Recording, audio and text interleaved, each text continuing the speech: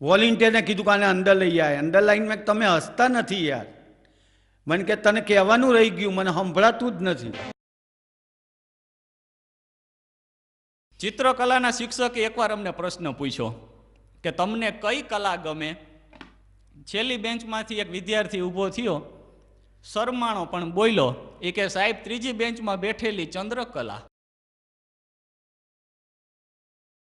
હું ગાડીમાં જાતો તો અને અમદાવાદ આવવાનું એટલે ગાડીમાં સૂતેલો ઉપર પાટિયા ઉપર, લાકડાનું પાટિયું હતું, ઊંઘ બરોબર જામેલી.